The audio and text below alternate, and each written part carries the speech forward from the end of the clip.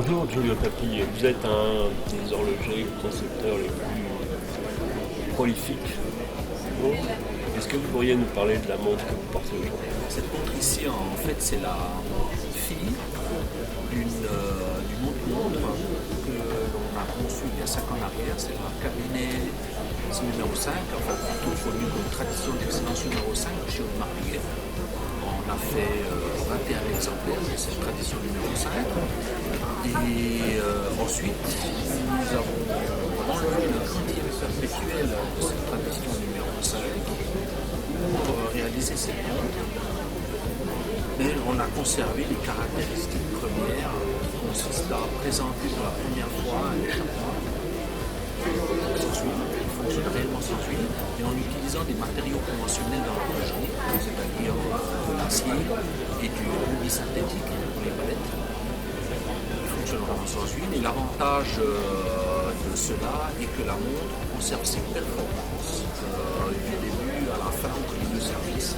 Est-ce qu'il y a un allongement des temps entre deux services qui sont les services, l'entretien, on va dire. Pour une automobile, ce serait l'entretien en termes d'horlogerie en 10 services. Et ça augmente considérablement le temps entre deux services. Je pense que oui. En fait, en réalité, dans une montre mécanique, on aime bien, nous les horlogers, proposer un service tous les 5 ans, 6 ans, c'est-à-dire pour rafraîchir les huiles, nettoyer, mettre des huiles fraîches, et surtout, en fait, le point critique est toujours l'échappement.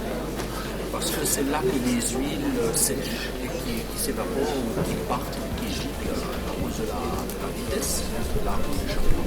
Et vu que là-dedans, dans l'échappement, il n'y a pas de friction, en fait, on peut rallonger ce délai. Au lieu de 5 ans, on peut aller au-delà de 5 ans. Cette montre est caractérisée par un balancier particulièrement impressionnant en taille. Quels sont les avantages d'avoir un grand balancier sur une montre en matière chronométrique? Alors, la valeur première de toutes les montres, c'est la précision chronométrique.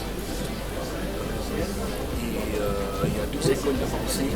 La première consiste à dire, voilà, pour augmenter le pouvoir chronométrique, c'est de faire un balancier grand en taille et d'augmenter assez son inertie.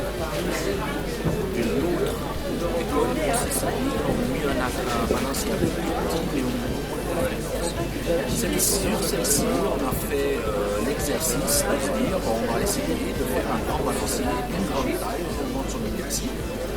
En conservant une fréquence assez faible de 2600 interventions.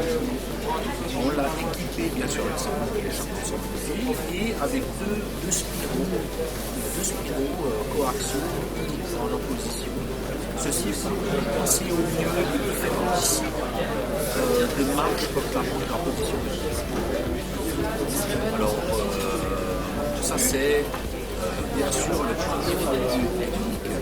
Mais bien entendu que le point de vue esthétique, le balancier a une grande participation visuelle et esthétique.